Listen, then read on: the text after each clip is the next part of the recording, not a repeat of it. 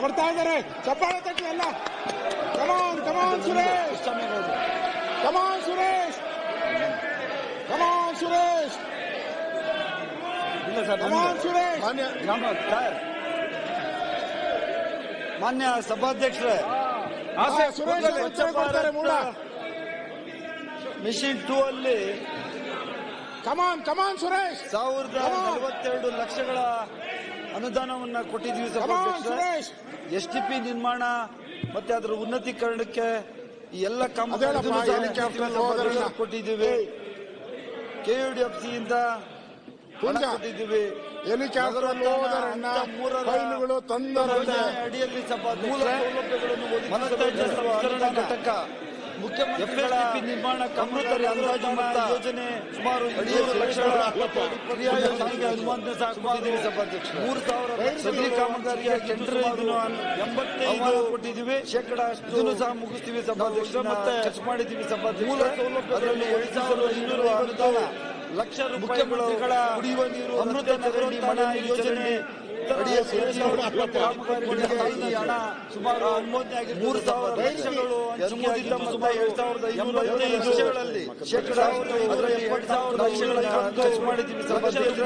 ಅದರಲ್ಲಿ 7,250 ಲಕ್ಷ ರೂಪಾಯಿಗಳು ಕಾಮಗಾರಿಗಳಿಗೆ ಈ ಹಣ ಮೊತ್ತ 7,550 ಲಕ್ಷಗಳಲ್ಲಿ ಅನುಮೋದಿತ ಮೊತ್ತ 7,000 ಲಕ್ಷಗಳಲ್ಲಿ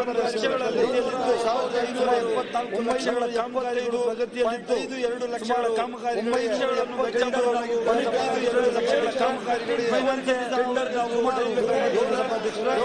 ಈವರೆಗೆ 778.6 ಲಕ್ಷಗಳನ್ನು ವೆಚ್ಚ ಮಾಡಲಾಗಿತ್ತು. 15 ವೆಚ್ಚ ಮಾಡಲಾಗಿತ್ತು.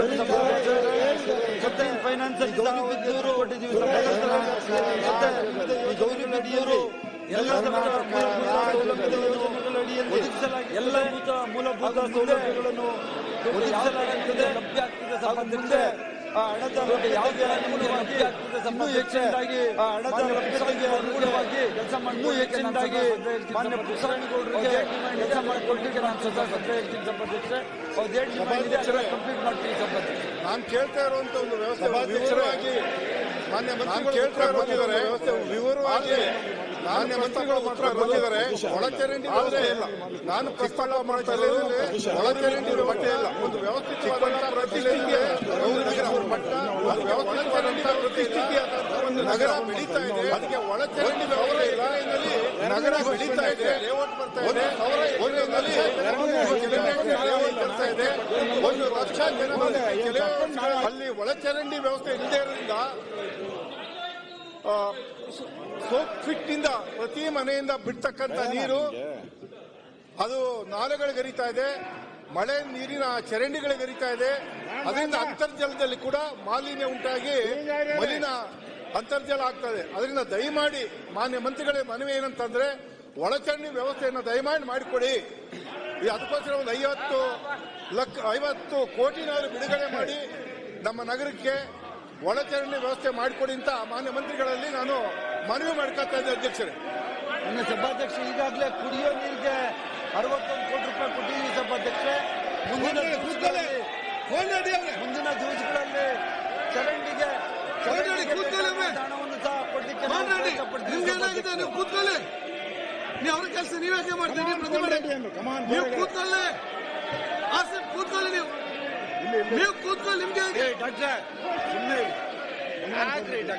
ಸಣ್ಣ ಹುಡುಗನ ತರ ಆಡ್ತೀರ. Come on Konreddy, come on Dheeraj Muniraju, Manapati Vajjal, A Manju, Kiran Kumar Kodgi, B Suresh ಗೌಡ್ರು, ಶಿವಲಿಂಗೌಡ್ರೆ ಬನ್ನಿ, SN ಸುಬ್ಬಾರೆಡ್ಡಿ.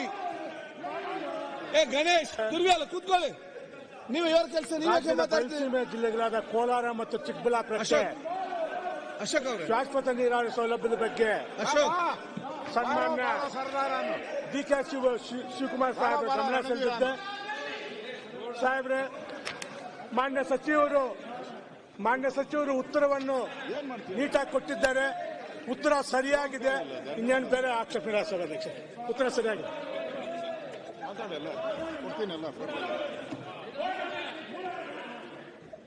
ಈಗ ವಸಂತ್ ವೈದ್ಯ